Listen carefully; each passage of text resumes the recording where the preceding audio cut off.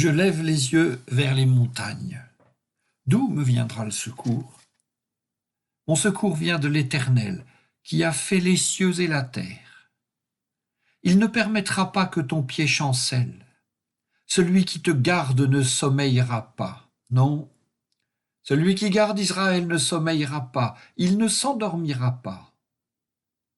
L'Éternel est celui qui te garde. L'Éternel est ton ombre.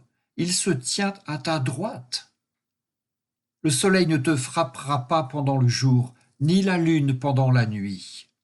L'Éternel te gardera de tout mal, il gardera ton âme. L'Éternel veillera sur ton départ, comme sur ton arrivée, dès maintenant et toujours. Le lendemain, Jean se tenait là de nouveau avec 2 de ses disciples, et regardant Jésus qui passait par là, il dit « Voici l'agneau de Dieu ». Les 2 disciples entendirent ces paroles et suivirent Jésus. Jésus se retourna et voyant qu'ils le suivaient, leur dit « Que cherchez-vous » Ils lui dirent « Rabbi », ce qui veut dire maître, « où demeures-tu » Et il leur dit « Venez et vous verrez ». Ils vinrent donc, et ils virent où il demeurait, et ils demeurèrent auprès de lui ce jour-là. C'était environ la 10e heure. André, le frère de Simon-Pierre, était l'un des 2 qui avaient entendu les paroles de Jean et suivi Jésus. Il rencontre en premier lieu son frère Simon, et il lui dit « Nous avons trouvé le Messie », ce qui veut dire Christ. Il l'amène à Jésus. Jésus le regarda, et il dit « Tu es Simon le fils de Jean, tu t'appelleras Céphas », ce qui veut dire Pierre. Le lendemain, Jésus résolut de partir pour la Galilée. Il rencontre Philippe et lui dit « Suis-moi ».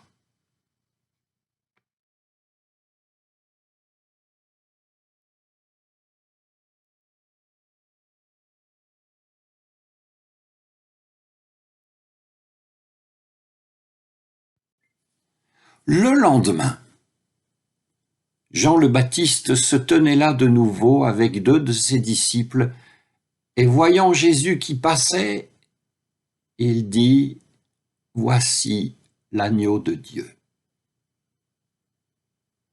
Les versets de l'évangile de ce dimanche commencent par « le lendemain ». Et notre curiosité nous fait nous demander ce qu'il en était de la veille. En lisant ce qui a trait à la veille, nous tombons sur le lendemain. Il, Jean le Baptiste, voit Jésus venir à lui et il dit « Voici l'agneau de Dieu qui enlève le péché du monde ». Et c'est ainsi que nous apprenons qu'à partir de l'avant-veille, tout cela se passait à Béthanie, au-delà du Jourdain où Jean le Baptiste baptisait. Pendant ces 3 jours, c'est là que ça se passe. Là où se tient Jean le Baptiste, là où se tiennent aussi ses disciples, ils se tiennent en ce lieu-là. Ils se tiennent fixement en ce lieu-là. Or, nous lisons, voyant Jésus qui passait, Jean le Baptiste dit « Voici l'agneau de Dieu ». Prêtons attention à ceci, voyant Jésus qui passait. Cela fait contraste avec ce que nous venons justement de voir. Des hommes qui se rassemblent sur le même lieu avant-hier, hier et aujourd'hui, et un autre homme qui, lui, passe. Il y a donc ici un contraste fort entre Jean le Baptiste et Jésus, le contraste qu'il y a entre l'immobile et le mouvement.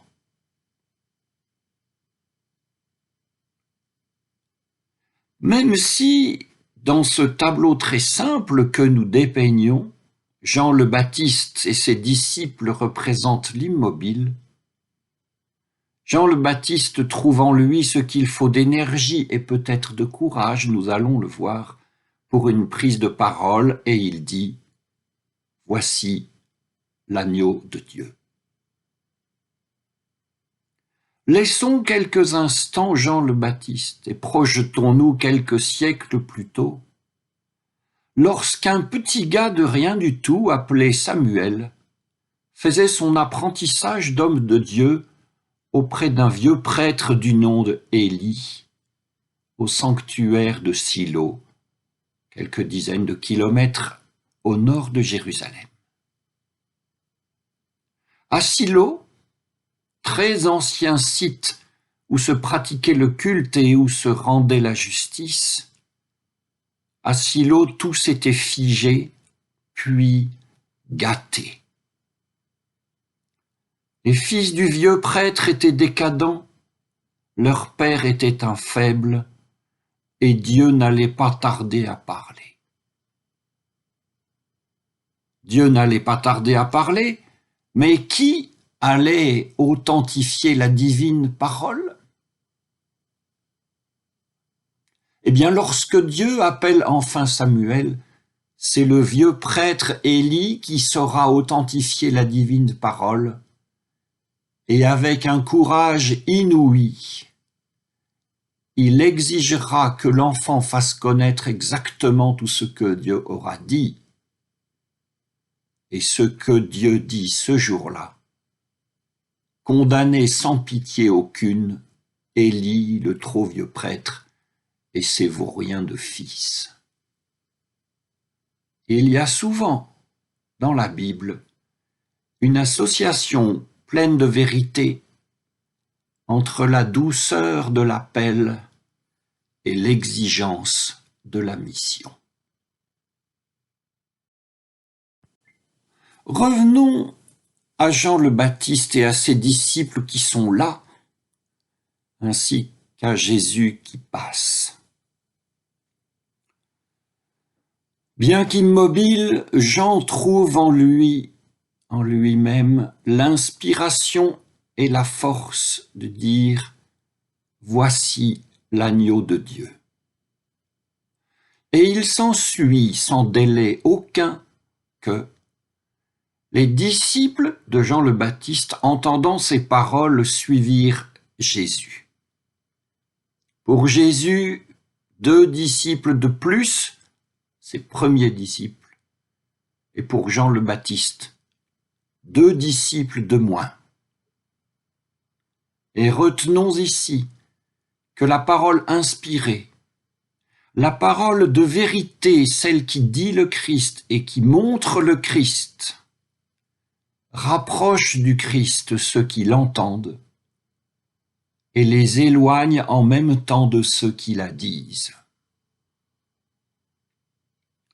Et c'est ainsi, de fixe qu'ils étaient aux côtés de Jean le Baptiste, que ces 2 disciples deviennent mobiles en suivant Jésus. Nous nous réjouissons de ce que ces 2 premiers disciples, entendant ce que dit leur maître, se mettent en mouvement et suivent Jésus. Ils suivent Jésus et nous lisons encore « Jésus se retourna et voyant qu'ils le suivaient, leur dit « Que cherchez-vous » Et ils répondent « Rabbi, où demeures-tu » Cette question vient alimenter notre réflexion sur l'immobile et le mouvement.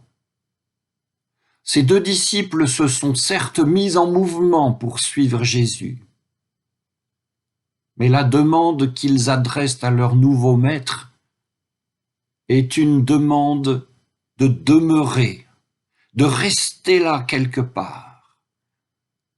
C'est comme s'il changeait de maître comme on change de maison.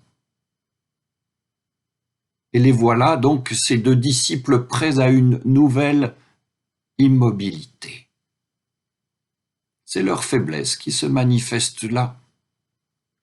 Faiblesse d'une foi trop jeune qui certes veut bien suivre le Christ, mais qui ne saisit pas encore que suivre le Christ est une aventure de chaque jour, et qui préfère pour l'instant un certain « je sais » à l'incertain « je crois ». Ceci dit, même Jésus demeure quelque part. Vous voulez savoir où je demeure? Venez et vous verrez. Nous n'avons aucune idée de ce lieu où Jésus demeurait ce jour-là. Nous pouvons supposer que c'était assez grand pour trois. Nous ne savons pas ce qui s'y est dit, mais nous remarquons qu'immédiatement après, ces deux premiers disciples appelèrent d'autres disciples. Même Jésus demeure quelque part, avons-nous dit, mais nous allons ajouter que Jésus ne demeure jamais longtemps au même endroit. Lisons encore. Le lendemain, Jésus voulut s'en aller vers la Galilée. Il trouve Philippe et lui dit « Suis-moi ». Et Philippe, qui semble n'avoir été disciple de personne avant d'être appelé par Jésus, est projeté d'emblée dans ce mouvement sans fin, dans cette aventure de la foi qu'est de suivre Jésus. Arrivé à ce moment de la lecture de l'évangile de Jean, nous pouvons voir une petite communauté. Jésus et 4 hommes. Et n'hésitons pas à appeler Église cette première communauté. Cette Église est-elle unie? Eh bien, 2 de ces hommes sont porteurs d'une confession de foi particulière qu'ils tiennent de Jean le Baptiste et qui dit « Voici l'agneau de Dieu qui enlève le péché du monde ». Comment les 2 autres hommes vont-ils recevoir cette confession de foi? Nous ne le savons pas. Nous voyons seulement 4 hommes qui suivent Jésus en direction de la Galilée. Ils n'ont pas tous été appelés de la même manière, mais ils ont tous choisi de suivre Jésus, et de ce point de vue-là, ils sont unis. Eh bien, cette première Église, petite première Église, est unie. Nous savons que son unité va être mise à l'épreuve. Mais pour l'heure, elle est unie dans une forme très essentielle de l'unité. Tous ont choisi de suivre Jésus, même si tous n'ont pas reçu le même appel. Et même si tous n'ont pas reçu le même appel, c'est ensemble qu'ils vont le suivre. Sœurs et frères, nous sommes juste un petit peu plus que 4. Et nous n'avons pas tous reçu le même appel. Cependant, le Christ, l'agneau de Dieu, celui dont il est écrit dans la loi et les prophètes, l'unique Fils de Dieu et Messie, Jésus de Nazareth en Galilée, quel que soit le nom qu'on lui donne, il est un et nous appelle tous à ne pas rester sur place, nous appelle à marcher à sa suite. Ensemble donc, suivons-le. Amen.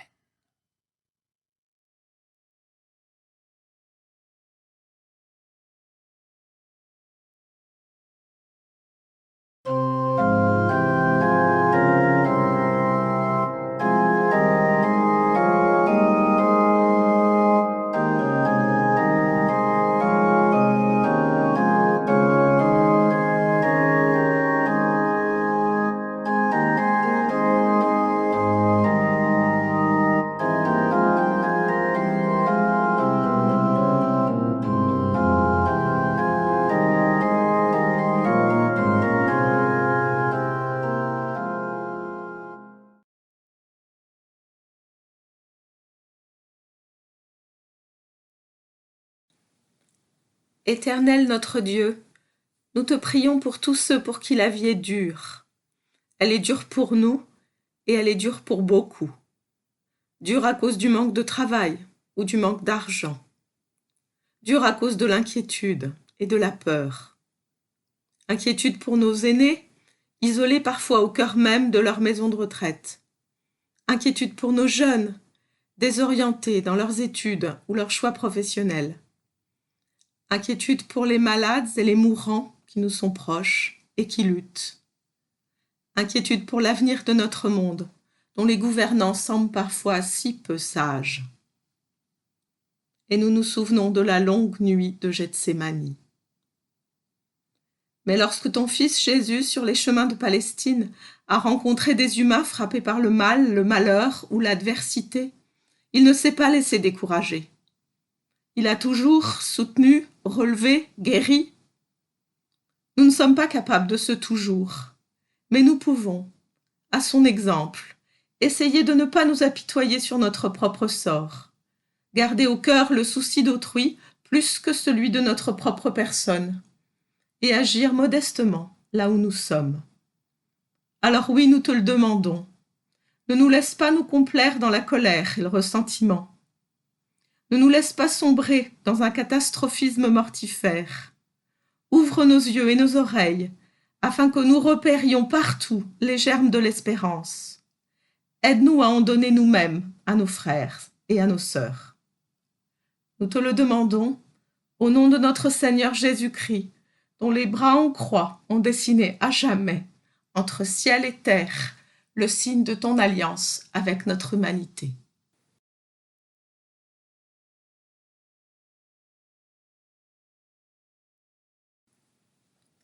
Notre Père, qui es aux cieux, que ton nom soit sanctifié, que ton règne vienne, que ta volonté soit faite sur la terre comme au ciel. Donne-nous aujourd'hui notre pain de ce jour. Pardonne-nous nos offenses, comme nous pardonnons aussi à ceux qui nous ont offensés. Ne nous laisse pas entrer en tentation, mais délivre-nous du mal. Car c'est à toi qu'appartiennent le règne, la puissance et la gloire pour les siècles des siècles. Amen.